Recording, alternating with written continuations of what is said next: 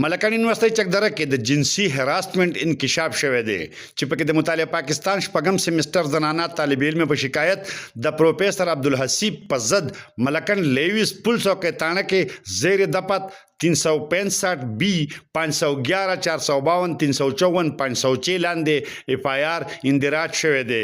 د اف آی آر اندراج وروسته پروفیسر عبدالحسیب گرفتار کړی شوی دی د اف آی آر تر مخه د ملکان یونیورسيټي شپږم سیمستر هیبت ګرام سره تعلق لرونکي زنانه طالب علم هیرا موقف اختیار کړی دی چې پروفیسر عبدالحسیب د تیرو څو میاشتو نه د دې د تنګولو او جنسي هراسمنټ کوششونه کول او په مختلفو وختونو کې د دې نگراني او د متعلق معلومات ترلاسه کول د کمی په حواله چې د ملکان یونیورسيټي پرووسټ ډاکټر یوسف ته زبانی شکایت کړو خو هیڅ نو شوی د درج مقدمه مطابق د هرا وینا ده چې پروفیسر عبدالحسیب د دې کور ته تله او د سره واده کولو په نیت د دې د تختولو کوششونه هم کړی دي د گرفتارۍ نه وروسته د ملکان لیوی ذرایع زیاتای چې د پروفیسر عبدالحسیب د موبایل نه د سونو په تعداد کې پاش ویډیو او تصویرونه برآمد کړي شوي دي چې پکې د نور جنکو په شمول